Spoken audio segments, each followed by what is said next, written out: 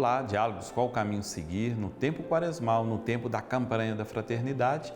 E esse ano a campanha da fraternidade vem tratar para nós um tema muito sensível, um tema muito importante, um tema básico para a vida de comunidade, fraternidade e amizade social. E no programa anterior, a gente estava refletindo um texto muito provocativo de Mateus 23:11, onde Jesus provoca a questão do serviço. Quem tem autoridade deve servir. Quem tem algum cargo deve se colocar a serviço.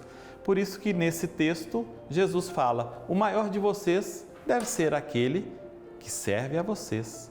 O maior de vocês é aquele que serve vocês mesmos. Então, a verdadeira grandeza é a doação da vida para libertar o povo dos fardos que o oprimem.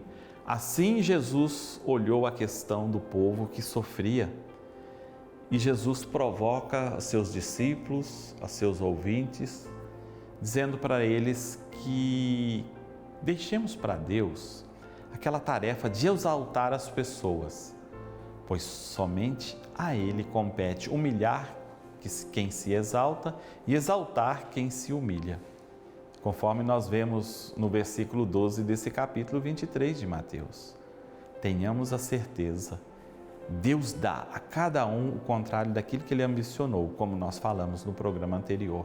E ligados a esta reflexão, nós encontramos naquela bela exortação apostólica do Papa Francisco, o Evangelii Gaudium, a alegria do Evangelho, que no próprio coração do Evangelho aparece a vida comunitária e aparece o compromisso com os outros.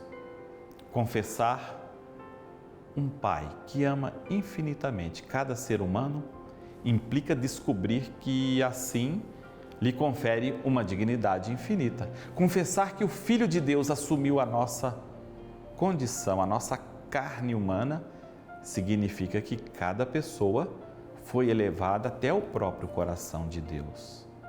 Confessar que Jesus deu sangue por nós nos impede de ter qualquer dúvida acerca do amor sem limites que enobrece todo ser humano.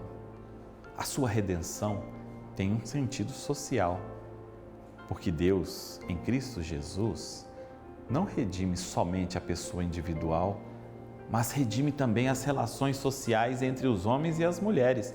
Nós vemos isso no grande compêndio da doutrina social da Igreja, lá no número 52.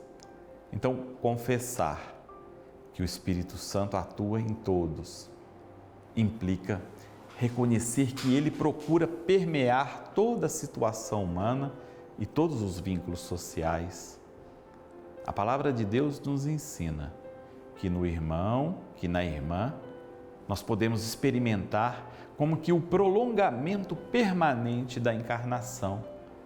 Para cada um de nós, como nos diz Jesus, todas as vezes que fizestes isso a um destes mais pequenos, a um desses pequeninos, que são meus irmãos, foi a mim mesmo que o fizestes. Você encontra isso em Mateus 25:40. Então, o que fizermos aos outros tem uma dimensão transcendente. Você já parou para pensar nisso? A mesma medida que você usa para os outros, para medir o outro, servirá para você, conforme nos diz Mateus 7:2. Isso tudo corresponde à misericórdia divina, como vemos no Evangelho de Lucas. Sede misericordiosos, como o vosso Pai é misericordioso. Não julgueis e não sereis julgados, não condeneis e não sereis condenados. Perdoai e sereis perdoados. Dai e vos será dado. A medida que usardes para os outros servirá também para vós.